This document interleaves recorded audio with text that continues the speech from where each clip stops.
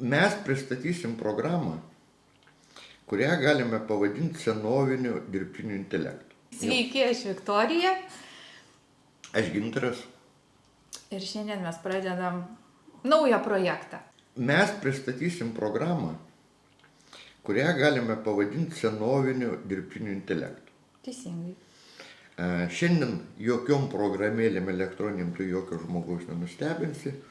Nenustebinta ir tarybiniais laikais, nes stovėdavo, sakysim, sankryžoje šviesoforas. Irgi buvo tam tikra programėlė, kuri reguliavo eismą. Tokių programėlių dabar yra labai daug. Ir skaičiavimui, ir garsui pervesti, ir vaizdui pervesti, ir taip toliau. Mums šita programėlė su Viktorija yra įdomi tuo, kad jinai atrasta 1000 metų atgal, sukurta teisingiau. Taip. Bet dienos šviesą jį pirmiausia pamatė knygoje, buvo toks Olney Richmondas, kuris nei iš jo, nei iš to kažkoks emigrantas iš Europos atvyko į Ameriką, parašė keistą labai knygą apie žvaigždės, apie astrologiją, apie taro kortas, skaičius. Bet ta knyga nustebino ne tik jo meto žmonės, bet ir mane nustebino. Kodėl? Todėl, kad tai 19 amžiaus pabaiga. 19 amžiaus pabaigoje apie cheminių elementų, garsų, vardų, 5ženklius kodus nieks negalėjo net įsivaizduoti. O jis jau savo knygui duoda tos 5ženklius kodus ir pagal tai jis aiškina, kad kiekvienas žmogus gali turėti savo gyvenimo algoritmą. Mes su Viktorija visai nesistengsim čia burtininkauti, pranašauti ar dar ką nors daryti. Mes abu labai skeptiškai tą žiūrim. Kodėl? Todėl, kad dar šiek tiek sveiko proto po ezoterikos mokslo išliko. Ir nepaisant to, kad mes jau seniai viską žinome apie astrologiją, korteles, skaičius ir taip toliau. Numeriukus, ženkliukus. Šitas pamišimas mudu abu apimės labai iš seno, kiti tik pradeda eiti tuo keliu, todėl mes iš karto pademonstruojam vieną tą sistemą, kuri leidžia, pirmą, ką jį leidžia pasakyti apie žmogų. Pirminės charakteristikas. Koks tai žmogus. Kodėl tai yra svarbu, visi žmonės gyvenime supranta. Aš sutikau Viktoriją. Man jie gali patikti, gali nepatikti. Gintarai, kodėl mane sutiko? Kodėl aš tave sutikau? Taip, todėl, kad jo ženkliukas būtinai, jo ženkliukas yra trauka ezoteriniams, astrologiniams, anapusiniams, labai tokiems nerimtiems. Taip, o kodėl dabar sutikom? Kodėl dabar susitikom? Dabar susitikom todėl, kad mes pasijutėm turinį, kurių neturi joks Lietuvos žurnalistas, psichologas arba psichoterapeutas. Taip, bet pavyzdžiui, mano dabartiniai kosmogramai yra šios visus nuo gimimo dienos iki sekančios gimimo dienos, mano valdanti kortelė yra pikų septynakė, kuri yra Gintaro ženkliukas. Ir mes susitikom būtent šiuo laikotarpiu. Tu to nori pasakyti, mes bendrausim su tavim tik vienus metus? Ne, jinai valdo mane visus 13 metų dar, tai kad mane Gintaras neatsikratys 13 metų, tai tikrai.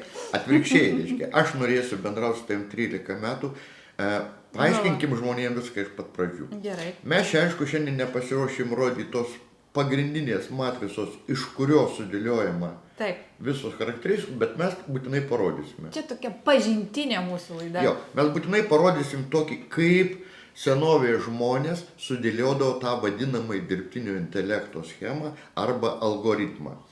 Ten yra paprasčiausia lentelė, kur surašyta daug visokių nesuprantamų kortelių ženkliukų. Tačiau jos turi tarpusavį tam tikrą tvarką. Perskaitai horizontaliai, tu sužinai žmogaus pasąmonės ženklus. Apie šitą. Taigi pas tave yra paruošta. Va šitą net parodysiu. Taip, pas mane paruošta. Tokia įdomi lentelė, iš tikrųjų, ir visas pasaulis telpa, visi likimai. Visas pasaulis, visos valstybės, visi likimai. Ir iš tikrųjų skaičiai, iš tikrųjų po štai ženkliukais tai slepiasi skaičiai, galim sakyti. Pats svarbiausias dalykas čia kas yra. Mes pasimam bet kokį pagal kalendorių gimimo datą. Taip. Valstybė, žmogaus reiškinio dar kažko.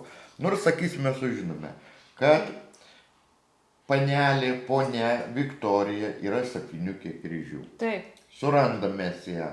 taip. Toliau mes žinome, kad labai reikšminga yra kortelė iš dešinės, tai bus pasąmonės kortelė. Taip. O po to jau mes žiūrim į jos gyvenimo periodus. Pirmas gyvenimo periodas 5, kaip būnu, pirmieji 13 metų. Taip. Tačiau ta kortelė išlieka kaip gyvenimo kryptis, kas jai bus svarbiausia gyvenime. Taip. Toliau keliaujame ir žiūrime. Pikų dama stovi pas Tai čia ją visa seka. Veneros reiškia, pozicijų ir atitinkamai visą seką. Taip pat mes sužinoję pagrindinės žmogaus gyvenimo kortas, dar galime ne tik vertikaliai paskaityti, bet ir viršų. Mes sužinom papildomas reikšmingas kortas, kurios irgi yra Taip, čia labai reikia labai mokėt svarbios. skaityti, taip. Tai štai, iš pradžių mes gaunam tokią lentelę. Tai yra ne Gintaro kūrinys, ne Viktorijos, apskritai kaip su visom ezoterinėm žiniom. Ten nėra jokios autorystės. Vienas žmogus, koks nors filosofas Pitagoras, parodė kažkokius skaičių dėsningumus, kitas kažką parodė ir visa tai eina per tūkstantmečius, tikrinama, išrandamos teorijos, paneigiamos, pasižiūri rimti žmonės, ir rimti žmonės aš visą laiką į kabutės paimu. Mokslininkai, jie pažiūrė, čia tie filosofai kažką sumastė, nesumastė. Reikalas tas, kad buvo kuriami kalendoriai ne tik tai metų laikams, ne tik tam, kad sužinoti, kada sakysime, potvynis ten Nile bus. Tai labai svarbu, tai gyvybiškai buvo Egiptui svarbu, bet reiškia ir kitokie kalendoriai, kurie bandė įskaityti žmogaus likimą. Skamba šiandien 21 amžiuje tai labai juokingai, bet juokis iš manęs kiek nori. Aš tai nesijuokiu. Bankai skaičiuoja rizikas. Pagal potvinį, pagal atoslūgį. Taip, aš žinau. Bankai skaičiuoja rizikas finansinės duodami kreditą, skaičiuoja. Kapitalistai suruošdami kokį nors karą pasaulyje skaičiuoja, ar užteks pinigų ginklams ar neužteks. Skaičiuoja. Visi viską skaičiuoja. Visi viską skaičiuoja. Tai, o Gintarai, galima sakyti tada, kad šita programa ir sistema, nors jinai įvilkta į paprastų žaidybinių kortų ženkliukus, bet po šitai ženkliukai slepiasi skaičių reikšmės kodai ir paprasčiau kalbėti yra ženkliukais. Tiesiog. Čia nėra taip paprasta, čia nėra, kad žaidimas tik tai. Ne, čia yra paprasčiausias senovinis triukas. Taip. Tūkstančius metų yra kūrimas mitas, kad tikrosios žinios perduodamas tik savo mokiniams, tik tradicija, o visiems kitiems neva nereikia žinoti. Gal tai galiojo žuvies eroje, krikščionybės amžius, žuvytės. Viskas, ko nepaklausė kunigų, viskas yra po vandeniu, viskas tikėjimo paslaptis. Taip. Užduodi tiesų klausimą jo kunigui, jis sako, ne Gintarai, negausi atsakymo, čia tikėjimo paslaptis. Gilu, viskas giliai po vandeniu. Jo, tada aš, reiškia, nuliūstru sakau, gera tiems, kurie tiki. O jis man atsako, reiškia, ir tikėjimo dovana tau arba suteikta, arba nesuteikta. O ką daryti tokiems kaip aš, reiškia, kurie visko abejoja, viską tyria, viską skaičiuoja ir bando paversti visus šitus gražius pasakojimus kokiu nors praktišku instrumentu. Kam to reikia? Kam čia šito žaidimo reikia? To žaidimo reikia psichologams, psichoterapeutams, bet kuriam paprastam žmogui. Kodėl reikia? Todėl, kad nei vienoje mokykloje, universitete niekas nemoko, kas tas kitas žmogus.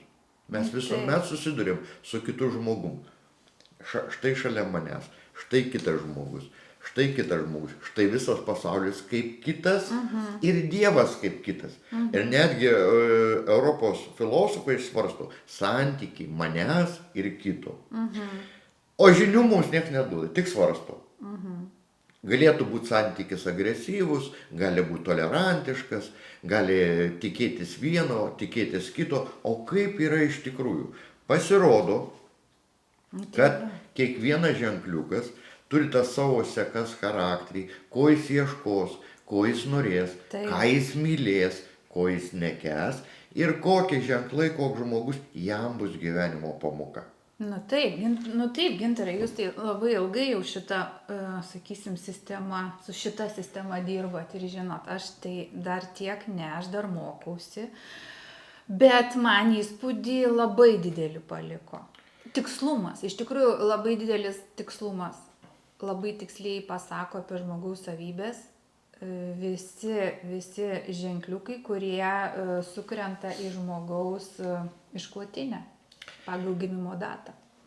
Vienas dalykas. Antras dalykas, kodėl aš tai peršu ir siūlau psichologams, psichoterapeutams, tegul jie man atleidžia. Aš manau, kad jų šiuolaikinių mokslų tikrai nepakanka. Ne veltui daugelis psichoterapijos, psichologijos krypčių arba bando pasisemti kažkokių papildomų žinių iš Biblijos, iš krikščionybės, arba dar kokiais nors žaisliukais užsiima, nes visiškai akivaizdu, kad 5, 6, 7 ar 200 autoritetų nepakanka visus juos perskaičius, kad supras, su kuo tu susiduri. O sistema šitą leidžia perskaityti žmogų. Gink Dieve, mes nesakom, kad va, pamačiau žmogų ir mes čia telepatai kiaurai jį matom. Nieko panašaus, nieko mes kiaurai nematom.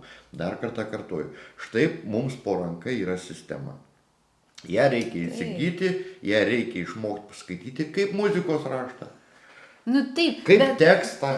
Taip, bet kas man labai patiko, pavyzdžiui, kiek aš studijuoju, sakysim, tuos ženkliukus, tu gimsti ir tau, pavyzdžiui, tavo pasąmonės kortelė jau yra tiesiog nulemta, jinai įdiegta tau gimstant. Teisingai. Tu negali matyti pasaulio kitaip, negu tau jau suteikta. Tu negali matyti pasaulio kitaip. Nepaisant tavo baigtų mokslų ir patirčių, vis tiek tu ieškosi tam tikrų dalykų, kurie jau čia parašyti. Taip. Ir tiesiog kitą kartą negali savęs tiek ištransformuoti ir pakeisti. Taip, bet čia didieji skeptikai pradės sakyti, tai jūs norit pasakyti, kad žmogaus gyvenimas visas nulemtas, kiekvienas žingsnis. Kažkuria prasme nulemtas, kažkuria prasme gali rinktis kartais. Vat. Gali, bet tu nepasirinksi taip, kaip pavyzdžiui, choleriškas žmogus ir yra kažkoks melancholiškas žmogus. Jie nepasirinks vienodai. Ne tik dėl to. Štai mes paminėjom terminą kortelės, Taip. O iš tikrųjų tai yra simboliai. Jeigu kas studijavo lingvistiką, tai jie žino, koks ilgas kelias buvo studijuoti kelią nuo ženklo prie simbolių ir taip toliau. Kiek prirašyta knygų, kiek daktarinių apginta, kam viso to reikėjo. Paprasčiausiai, pavyzdžiui, tam, kad sukurt kompiuterį. Kodėl? Todėl, kad kompiuteris pastatytas ant 2 vienareikšmiškų atsakymų, taip arba ne. Tikrai taip buvo, taip arba ne. Taip arba ne. Taip arba ne. Kol nesuprato kompiuterių programų kūrėjai, kad įmanomas toks variantas, iki to laiko visi žavėjosi meninę kūrybą, literatūrą, filosofiją. Filosofas, rašytojas pasako žodį ir kuo jis daug reikšmiškesnis, tuo visi labiau priima, sako, labai geras rašytojas, labai gilus. O pragmatiški žmonės pažiūrėjo tai visai iš kitos pusės. Jeigu žodis daug reikšmiškas, tai labai blogai. Reikia sumažinti tą daugiareikšmiškumą. O kortelė yra simbolis. Jisai iš karto rodo ir šviesiąją gyvenimo pusę, ir tamsiąją. Taip. Todėl, kada tu atsisėdi su ta programa žiūrėti žmogų, toli gražu čia neaišku. Taip. Čia reikia galvoti, čia reikia kalbėti su žmogum. Mes šiandien apsiribosim tik tai keliais dalykais. Kad taip, tai yra senovinė programa, kažkada Chaldėjos karalystėje, vieni sako 23, kiti sako 25 tūkstančiai metų atgal. Žinot, kaip mėgsta sukurti šleifą. Taip. Didžiulį reputacinį. Tikėk, nes tai yra savas dalykas. Kad būtų įdomu. Kad būtų įdomu. Kad sudominti. Kad tai jau iš kažkur, iš praeities eina ir taip toliau ir taip toliau. Bet primenu, reiškia, tik tai 19 amžiaus pabaigoje buvo parašytas pirmas tekstas, kur buvo parodyti pirmi tų kortelių jų tvarka, Paskui 80 metų, visą 20 amžių, patys didžiausi protai bandė iššifruoti, sudėlioti ir pagaliau sustatė programėlę 1980 jau prasideda mūsų laikų tradicija, atsiranda Likempas, jo knygos Meilės kortos, likimo kortos. Jis pats kūrė tradiciją, nurodinėja, kad jis tą pasiėmė iš dar ankstesnis, Editos Arendal. Kas ta Arendal, aš nesuradau jokių, reiškia, nurodymų, jokių paliudymų, taip toliau. Gal išgalvotas personažas, gal iš čia kažkokią kraujo liniją sugalvoja, kad čia jo senelė arba prosenelė. Nu, žmonės mėgsta tokius dalykus, tiesa? O iš tikrųjų viskas atsimuša į tą keistuolį Olney Richmondą, kuris net buvo pasiskelbęs Jėzumi Kristumi. Žinoma, gerai, kad jo to laikai neuždarė beprotnamį, bet jis jau bandė šitų lentelių pagalba prognozuoti įvykius ir matyt, kad labai tiksliai pataikė, nu, taip sąlygiškai paskui pataikė, nei mes šias piliom, nei ką. Reiškia, iš tikrųjų išgarsėjo, bet kadangi ta kortelių tvarka buvo tokia mįslinga, niekas per daug nesidomėjo. Dabar šiuo metu pasaulyje yra 3-4 versijos šitos programos. Tos, kurios nemokamos, jos truputėlį iškreiptos, nerodo visų liūdnų dalykų, tragiškų dalykų, ligų ir taip toliau. Tiesiog tai yra viešai visiems prieinama ir tų programų, kurie nenori, kad belekas, nelabai rimtas žmogus, nelabai susivaldantis, atsisės, pamatys, ką nors įsigas. Neteisingai interpretuos, prasidės panika, prasidės dar kažkokie dalykai, nereikia. O profesionalios programos jos kainuoja ir ne tiek ta pati programa yra brangi. Galime pasakyti taip, šitą programą galim mes jums atiduoti nemokamai. Iš tikrųjų drąsiai, prašau. Prašau, bet ką jūs su ją veiksite? Jums reikia išmokti skaityti. Nu taip, kaip ir į muzikos mokyklą einant, tau reikia išmokti skaityti natas, groti ir tik tada kažkas išeis. Tai štai. Tai ką mes galim tada pasakyti pabaigai šitos laidos, kad mes kiekvienoj laidoj bandysim aptarti kokį nors ženkliuką arba simbolį, galima įvardinti teisingai, ir pasirinksim žmogų, kuris bus šito simbolio.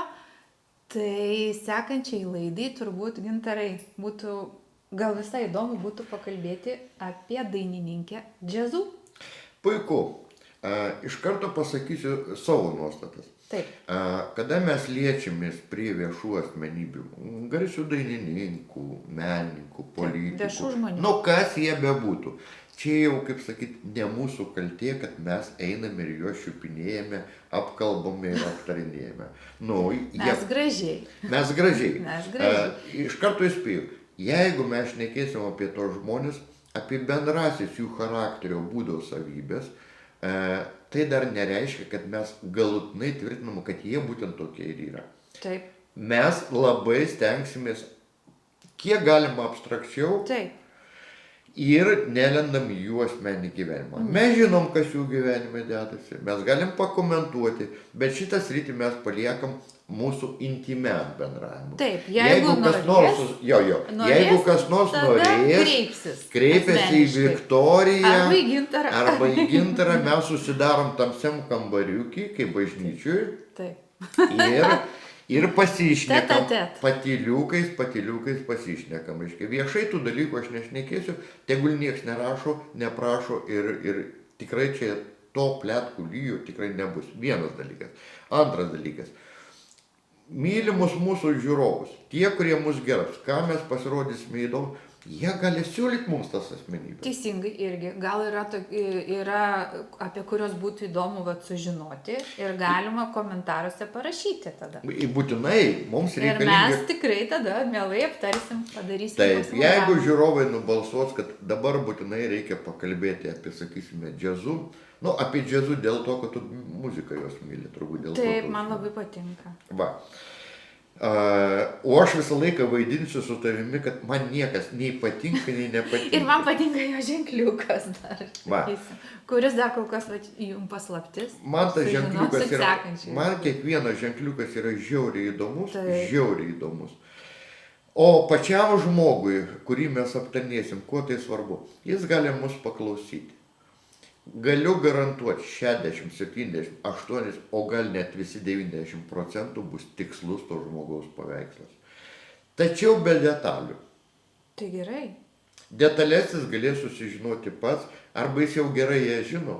Ir jam- Aišku, kad mes žinom viską apie save, tik kartais nenorim pripažinti. Viešai čia nėra ko per Nu, daug rodyti, nes taip. žmogus turi būti šiek tiek paslaptis. Nes norim tai, kad būtų ne tai, kad labai rimta laida, šiek tiek, kad tai būtų lengvumo, pramogos. Labai linksmumo. atsiprašau, tai labai rimta laida. Gerai. Aš už šitas konsultacijas imu pinigus, Viktorija. Supratau. Aš labai rimtai dirbu. Aš negaliu visą laiką rimtai, va. Net Va, mūsų jis man šuo pritarė. supyko, sakė, kad reikia Mums rimtai. pritarė. Pritarė. Ateik. Va, tai va. Reikia rimtai, bet Dar linksmai. vienas dalyvis sudalyvavo. Taip, nebūk piktas. Ir tave kartais parodysim, galėsi pabūt kartu. Jo, čia gamtos pasąmonė. Tai va. Tai ką, iki kito karto, iki kito susimatymo. Iki... Teisingai. Jo, dabar mes susitiksim Iki. aptarinėti džiazu. Gerai. Ir Iki. iki kito karto. Taip.